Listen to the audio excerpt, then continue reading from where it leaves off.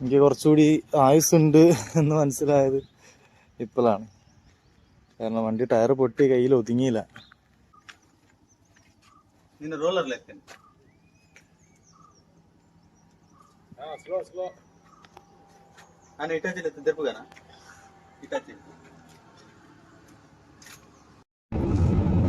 Hello France, അടുത്ത trip പോയതാ.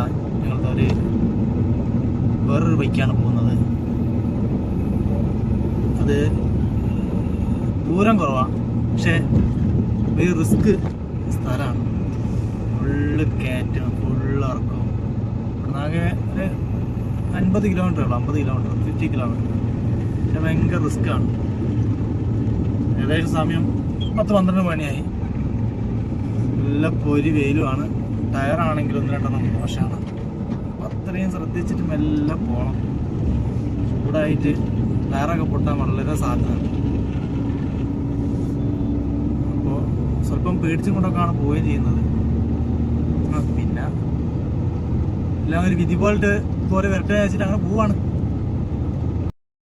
എനിക്ക് കുറച്ചുകൂടി ആയുസ്സുണ്ട് എന്ന് മനസ്സിലായത് ഇപ്പോഴാണ്.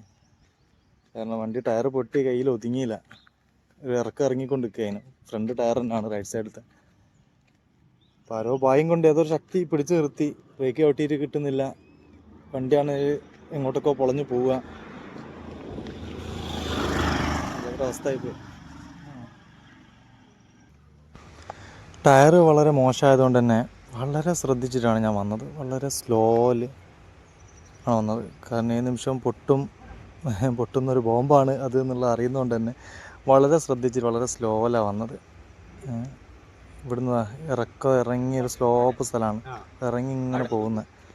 എല്ലാ വണ്ടി നല്ല സ്പീഡ് പോകുന്ന സ്ഥലമാണ്. ഞാൻ വളരെ ശ്രദ്ധിച്ചുകൊണ്ട് മാത്രം പൊട്ടി. സ്പോട്ടിൽ തന്നെ സ്റ്റെയറിംഗ് ആണായിട്ട് പിടിച്ചിട്ട് കിട്ടുന്നില്ല, ഒരു നിലക്കും കിട്ടുന്നില്ല.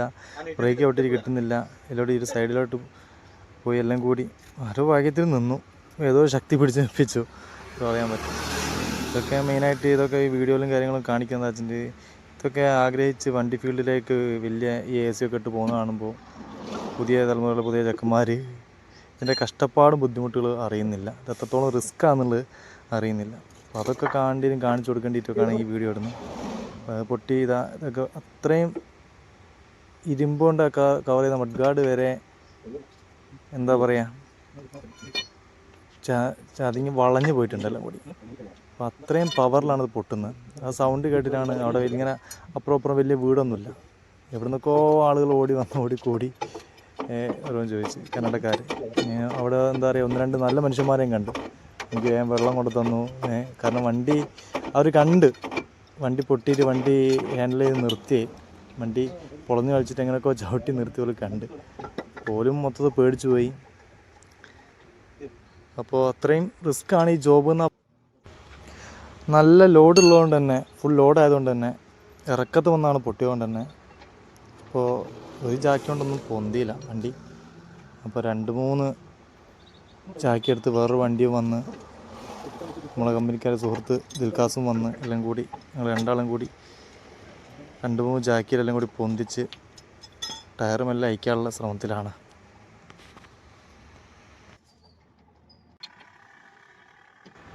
സമയം ഏകദേശം 1 മണിയൊക്കെ കഴിഞ്ഞ്. പൊരിവെയിലാണ്, നല്ല പൊരിവെയിലാണ്. പിന്നെ നമ്മൾ പണിയായിപ്പോയില്ലേ. വെയിലും മഴ നോക്കിയിട്ട് കാര്യമില്ലല്ലോ, ചെയ്യണ്ടേ. അപ്പോൾ നോക്കിയില്ല, ടയർ അയക്കുക തന്നെ.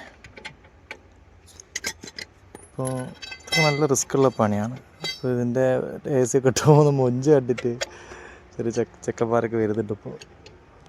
അപ്പോൾ ഇങ്ങനത്തെ ഇതിന് വലിയൊരു റിസ്ക് എലമെൻറ്റ് ഉണ്ട് എന്നുള്ളത് മനസ്സിലാക്കുന്നത് നല്ലതാണ്.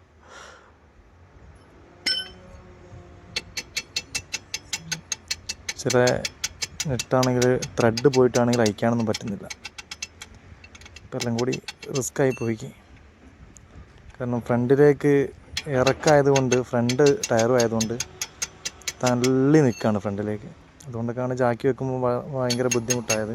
പിന്നെ റോഡും തന്നെ വണ്ടി ഉള്ളത്, പുറത്തുകൂടി വണ്ടി പോകുന്നുണ്ട്. എല്ലാം കൂടിയായിട്ട് എൻ്റെ സുഹൃത്തുള്ളതുകൊണ്ടാണ് എനിക്ക് ഏറെക്കുറെ ഒരുവിധ പണിയും അധിക പ്രയാസവും ഇല്ലാതെ ചെയ്യാൻ കഴിഞ്ഞത്. 2-3 മണിക്കൂർ എടുത്ത് എല്ലാം കൂടി കഴിയുമ്പോഴേക്ക്.